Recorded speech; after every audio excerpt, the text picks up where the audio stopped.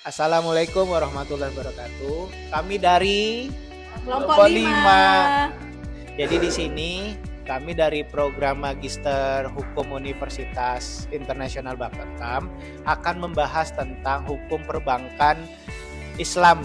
Dalam pembahasan video nanti, terlebih dahulu kami memohon maaf banget jika nanti dalam pembahasan kami ada kekurangan yang mungkin tidak berkenan bagi teman-teman.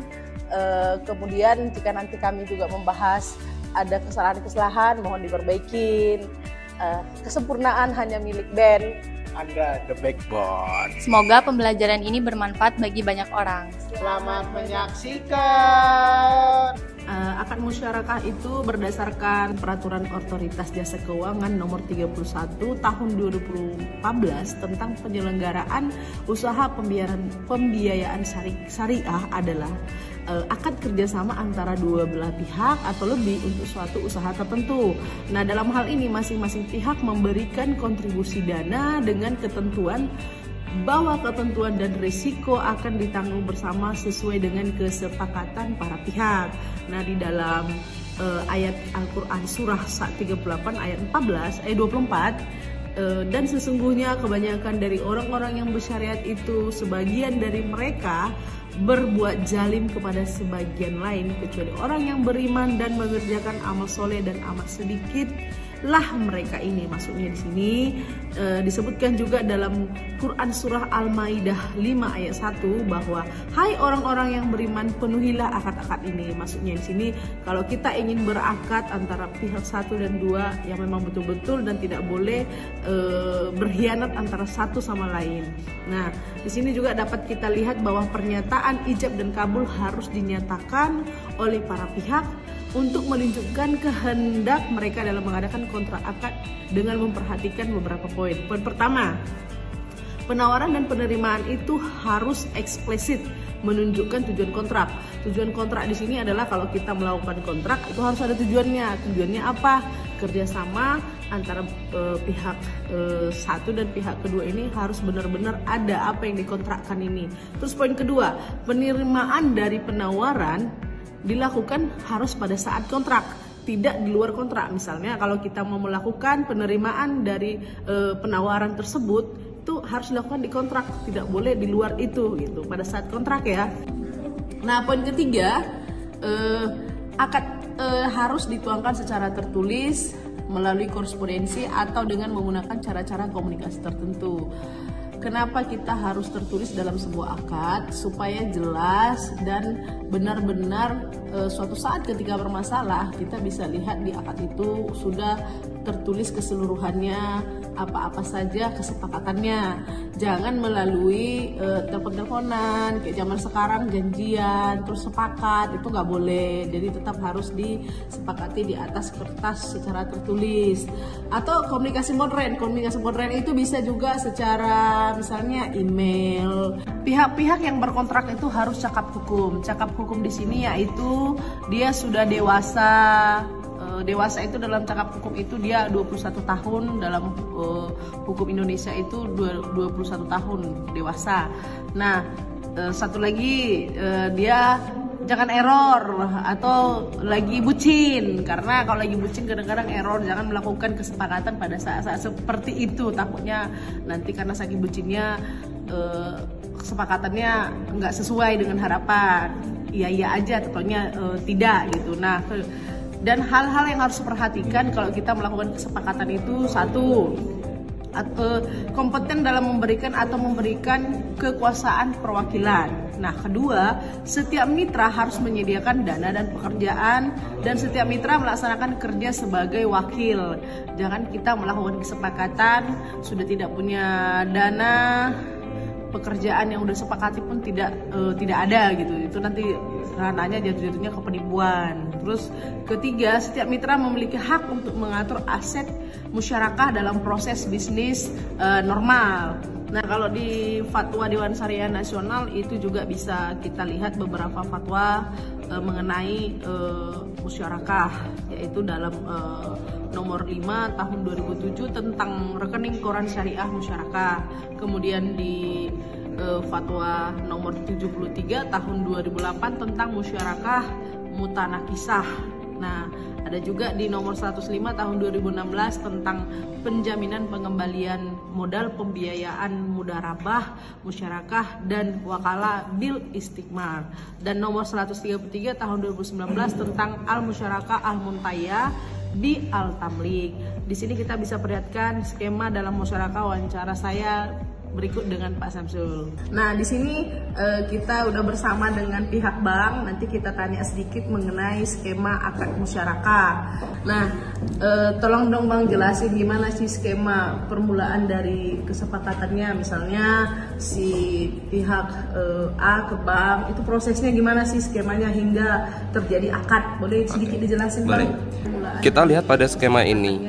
Pada skema dasar akad musyarakah, kedua belah pihak yang saling bermitra, keduanya akan berkontribusi dalam menyerahkan modal dan skill untuk melakukan suatu usaha bersama. Dari usaha tersebut akan menghasilkan keuntungan dan bagi hasil berdasarkan kesepakatan, sementara kerugian dibagi berdasarkan kontribusi modal.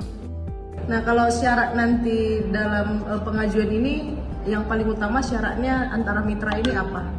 Mitra di sini ada dua. Mitra dari nasabah sendiri biasanya dia membawa modal 40% dan si debitur membawa modal 60%. Maka nanti dari hasil kedua itu akan dibagi secara proporsional mengikut perjanjian yang sudah diperjanjikan sebelumnya.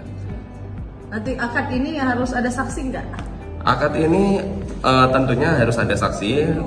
Saksi itu berupa notaril dari notaris. Dalam akad musyarakah, saya berikan ilustrasi contoh kasus seperti misalkan pihak A dan pihak B ingin mendirikan usaha bersama menggunakan skema akad musyarakah. Pihak A menyumbangkan modal sebesar 60%, sementara pihak B menyumbangkan modal sebesar 40%. Nah, keuntungan dan kerugian dihitung berdasarkan proporsi ini. Contoh, pihak A memberikan modal sebesar 50 juta. Kemudian pihak B memberikan modal sebesar 40 juta. Nah, jika laba bersih dalam satu periode itu adalah 20 juta, maka keuntungan yang akan dibagi antara pihak A yaitu 60% dikali 20 juta, maka keuntungan yang ia dapatkan yaitu 12 juta. Sedangkan pihak B yaitu 40% dikali 20 juta, maka keuntungan yang ia dapatkan adalah 8 juta. Namun, jika usaha mengalami kerugian misalnya 5 juta, maka kerugian juga dibagi berdasarkan proporsi modal masing-masing. Contoh, pihak A 60% dikali 5 juta, maka kerugian yang ia alami yaitu sebesar 3 juta. Sedangkan pihak B 40% dikali 5 juta, maka kerugian yang ia alami sebesar 2 juta. Ini merupakan salah satu ilustrasi sederhana dari skema akad musyarakah, yaitu bagi hasil, yang dimana keuntungan dan kerugian dibagi berdasarkan kesepakatan proporsi modal yang diinvestasikan oleh masing-masing. Akad musyarakah yang akan dibahas oleh kelompok kami terjadi pada pokok perkara 624K/AG/2017. Dalam kasus ini, para pihak yang berselisih adalah para pemohon kasasi yang dahulu penggugat, yang dahulu sebagai pihak terbanding, yaitu para ahli waris dari Ongku Sultan Arahab yang terdiri pertama istrinya yang bernama Yuslina Dalimunte yang mewakili keempat anaknya yang masih belum cukup umur. Dalam hukum, perwakilan itu dapat dilaksanakan oleh ibu kandung atau bapak kandung yang memang masih hidup. Di sini ibu kandungnya dari para ahli waris mewakili pertama Ali Umar Arahab, yang kedua Rudi Mahmud Arahab, yang ketiga Fatma Dini Anggita Arahab, yang keempat Eliza Marfa Arahab.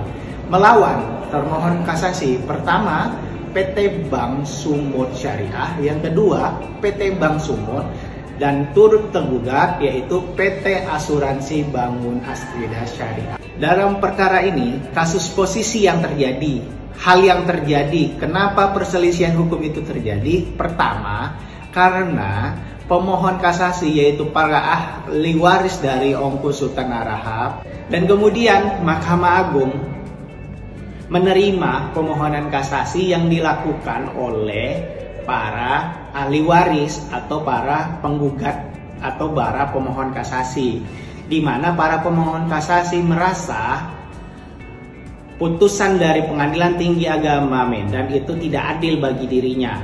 Itu makanya diajukanlah Mahkamah Agung sebagai lembaga tertinggi dalam peradilan umum mengabulkan segala gugatan yang dilakukan atau yang diajukan oleh para ahli waris, di mana dalam putusannya Mahkamah Agung menyatakan dengan secara tegas, pertama, mengabulkan gugatan para penggugat sebagian.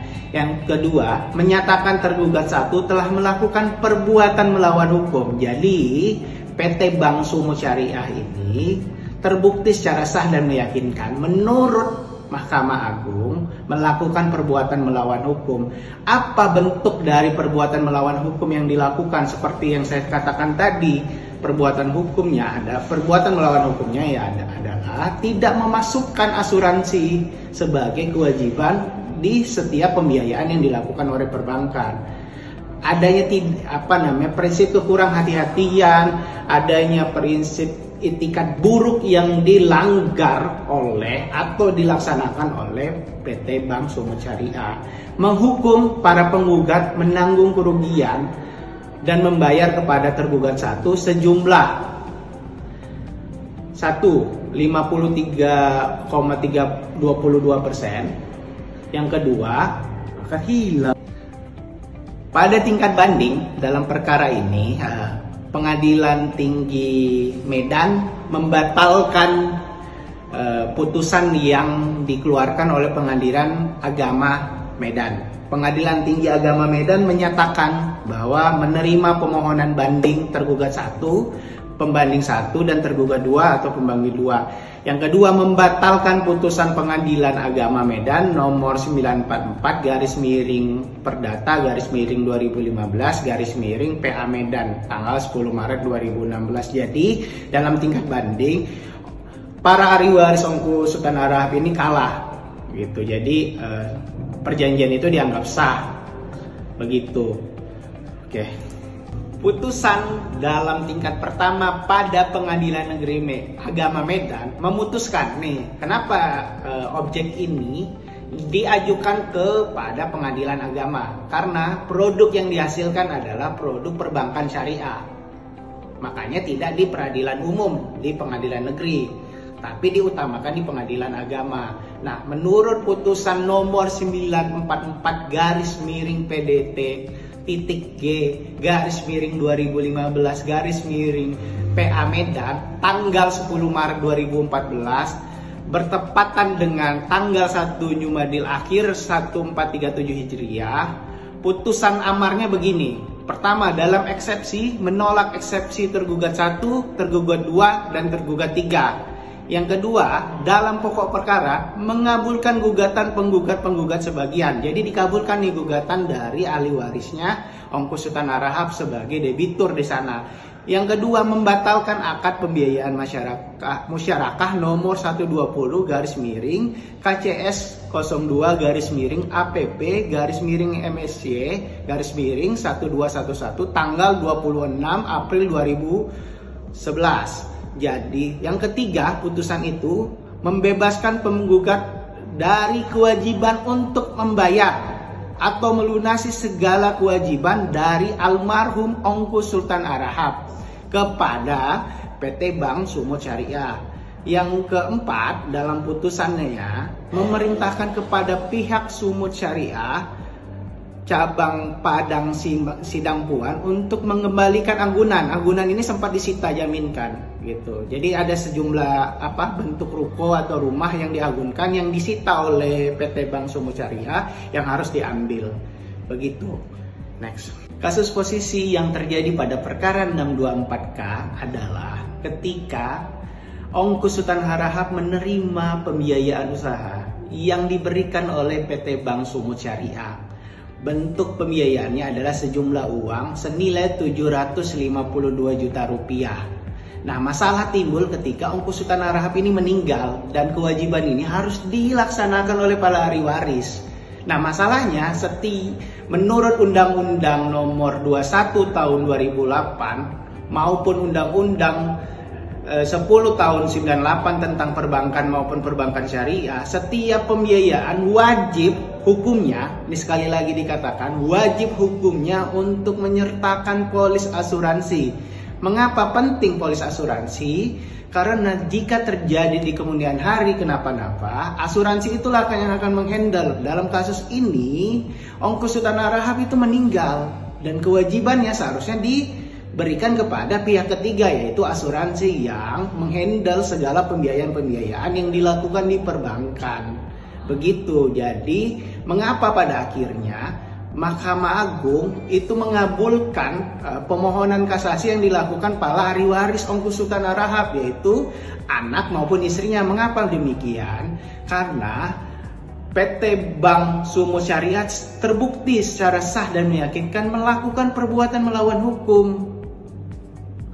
Menurut pasal 2 maupun pasal 29 ayat 2 tentang perbankan syariah, segala akad pembiayaan musyarakah secara semua perjanjian harus dibuat dengan itikat baik, tidak ada tipu menipu, tidak ada hal-hal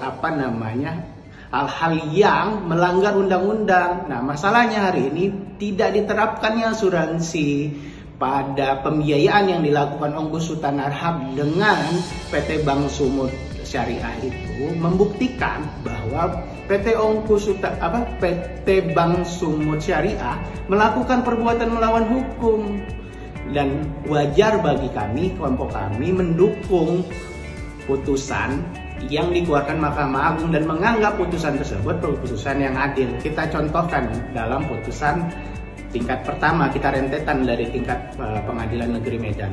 Dalam putusan Mahkamah Agung nomor 4 menyatakan menghukum para penggugat menanggung kerugian dan membayar kepada tergugat satu sejumlah 53,22% yang nilainya yaitu Rp400.214.400. Sedangkan untuk tergugat satu yaitu PT Bank Sumut Syariah itu harus membayar kerugian kepada keluarga ahli waris atau penggugat yaitu sejumlah 46,78% atau nilainya Rp351.785.800. Dan yang kelima putusannya yaitu menghukum tergugat satu untuk mengembalikan sisa hasil lelang dari objek hak tanggungan kepada para penggugat setelah dikeluarkan segala biaya dan kewajiban para penggugat pada angka 4 di atas. Dan yang terakhir menolak gugatan penggugat selain dan selebihnya. Jadi sisa jaminan yang sudah dilelang oleh para tergugat itu harus dikembalikan sisanya. Misalnya lelangnya itu nilainya 500 juta, terus hutangnya hanya 300 juta, 200 jutanya harus dikembalikan kepada penggugat. Cukup sekian yang bisa kami sampaikan. Mohon maaf jika ada hal-hal yang tidak berkenan. Billahi taufiq wal hidayah. Wassalamualaikum warahmatullahi wabarakatuh. Hidup Putri.